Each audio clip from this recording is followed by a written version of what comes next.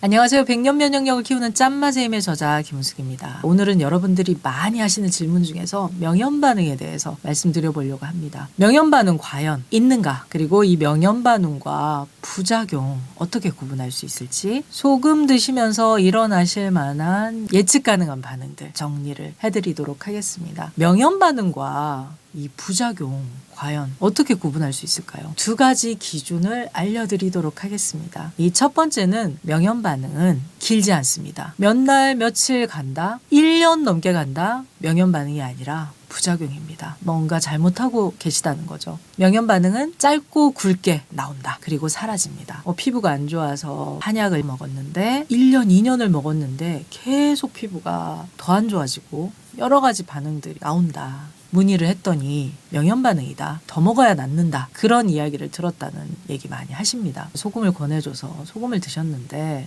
드시고 나서 혈압이 오르고 어지럽고 가슴이 두근거리고 소화도 안 되고 힘들어서 문의를 했더니 명현 반응이다. 좋아지려고 나오는 반응이다. 더 먹어야 낫는다. 라고 했다는 분들도 계시고요. 어떤 약이나 어떤 요법을 하시고 계속 생리를 안 한다든가 변비나 설사가 계속 이어진다든지 통증이 더 심해진다든가 이런 반응들이 나왔는데 문의를 해보면 명현 반응이다라고 했다는 거죠. 좋아지려면 더 해야 되고 혹은 양을 더 늘려야 된다. 이런 이야기를 들었다고 하시면서 과연 맞는 건지 너무 혼란스럽다. 그런 상담들 많이 요청을 하시는데요. 말씀드린 것처럼 명현 반응 길지 않습니다. 몇 날 며칠 간다 명현 반응 아니라 부작용. 균형이 오히려 깨지고 있는 상황일 수도 있습니다. 그래서 첫 번째 기준 잘 생각하시고요. 그 다음 두 번째, 이게 더 중요한 내용이기도 한데 명현 반응 혹은 호전 반응이라고 한다면 내가 다른 모든 곳들은 다 좋아지고 있는 가운데 특정한 반응들이 있을 때를 가리킵니다. 내가 컨디션도 좋아지고 몸도 가볍고 수면의 질도 좋아지고 소화도 잘 되고 안색도 좋아지고 이렇게 많은 부분들이 좋아지고 있는 가운데 피부에 트러블이 생긴다든가 혹은 설사나 변비가 일시적으로 나타난다든지 일시적으로 붓거나 또 일시적으로 어딘가 아프다든가 하실 수 있습니다. 예전에 수술했던 곳, 다쳤던 곳 혹은 스테로이드처럼 약을 많이 발랐던 곳 좋아지는 과정에서 반응 나올 수 있습니다. 그렇지만 1번에서 말씀드린 것처럼 짧고 굵게 나옵니다. 한 3일에서 일주일, 길지 않습니다. 그리고 내가 그걸 계속 하면서 좋아지고 있었는데 한 몇 달 지나서 반응이 나올 수는 있습니다. 그러나 그것 또한 길게 나오는 반응은 아니라는 거죠. 그리고 다른 많은 부분들이 좋아지면서 나오고 있기 때문에 이건 좋아지는 과정에서 나오는 거구나 구분하실 수가 있습니다. 그런데 컨디션도 안 좋고 체력도 떨어지고 몸도 힘들고 좋아지는 게 없이 계속 안 좋은 가운데 피부도 더 나빠지고 변비나 설사가 있거나 속이 계속 불편하다든가 아팠던 데도 계속 아프다든가 명현 반응이 아니라 부작용인 거죠. 잘못하고 계신 겁니다. 명현 반응이라는 말만 듣고 양을 더 늘린다든지 그걸 지속하고 계신다면 생각을 해보셔야 될 것 같고요. 두 가지 기준을 꼭 생각하시면서 이것이 좋아지는 명현 반응인지 아니면 뭔가 잘못하고 있어서 생기는 부작용이거나 균형이 깨지고 있는 반응인 건지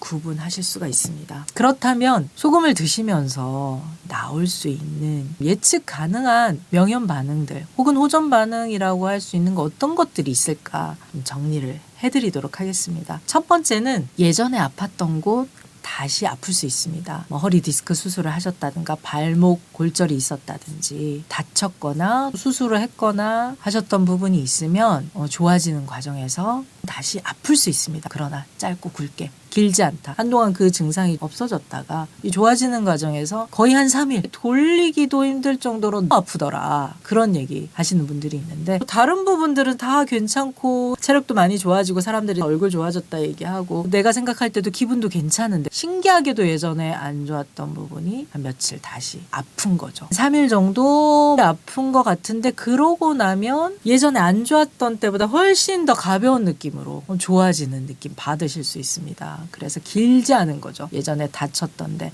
아팠던 곳, 수술했던 곳, 통증이란 반응이 있을 수 있고요. 두 번째는 가렵거나 찌릿찌릿하거나 반응들 있을 수 있습니다. 그리고 세 번째는 피부에 뭐가 난다든가 열감이 있다든가 발적이나 발열 반응이 있을 수 있는 거죠. 그런데 이것 또한 길지 않다. 어떤 분들은 원래 턱드름이 많이 났었는데 소금 드시고 굵게 뭐가 나더라. 그런데 신기한 건 한 며칠 그러더니 깨끗하게 사라진다는 거죠. 그 이후에는 피부 트러블도 거의 없고 전체적으로 안색이 되게 맑아지고 밝아졌다. 그런 얘기 하십니다. 그래서 어떤 특정한 부위의 피부에 뭔가 난다든가 그 부분이 뜨겁거나 가렵거나 할 수 있다. 그런 반응이 있을 수 있고요. 그 다음에 네 번째, 붓는 반응, 부종이 있을 수 있습니다. 소금이 들어가면 수분이 늘어나고 혈액량도 늘어나면서 수분을 끌어당기게 되는데요. 그래서 그 늘어난 수분과 혈액량으로 몸이 일을 하게 됩니다. 백혈구의 반응이라든지 여러 가지 면역 반응이 있으면서 일시적으로 몸이 부을 수도 있습니다. 수분이 정체될 수도 있고요. 그러나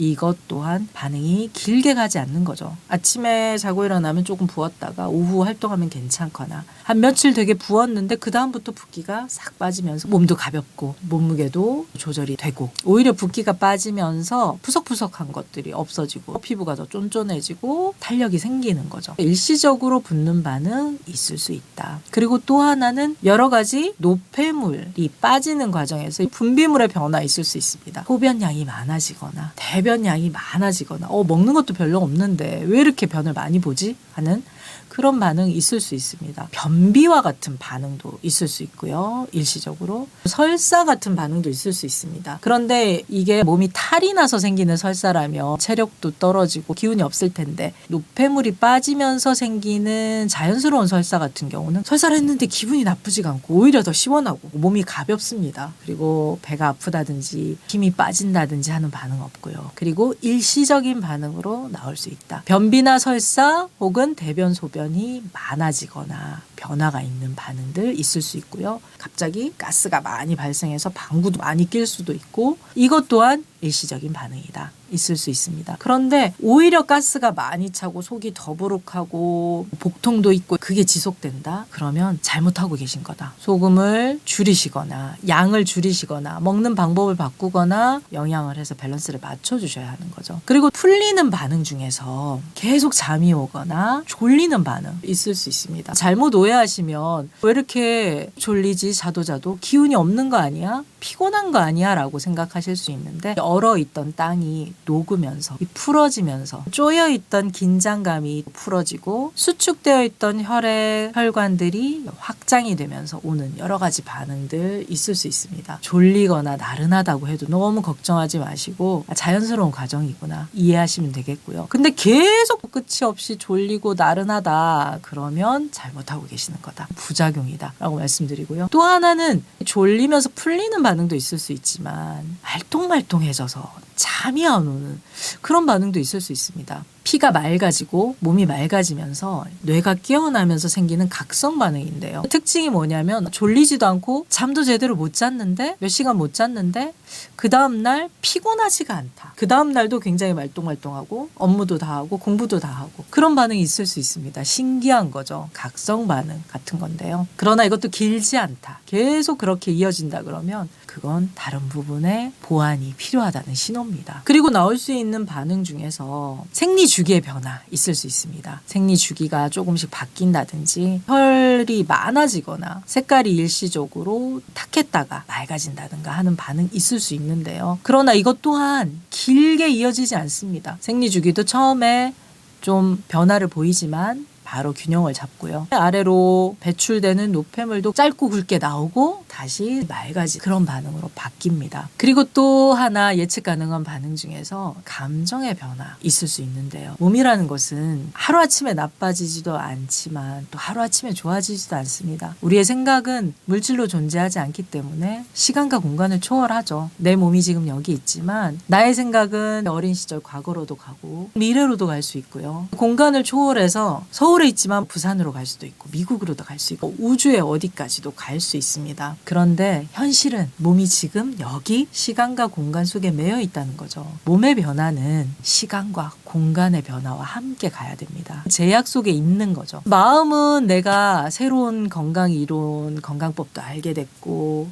소금도 이제 먹기 시작했고 당장 좋아질 것 같지만 몸이라는 변화가 그렇지가 않습니다. 이 시간이 필요한 거죠. 변화의 과정 중에서 여러 가지 흥미로운 반응들은 분명히 있을 수는 있습니다.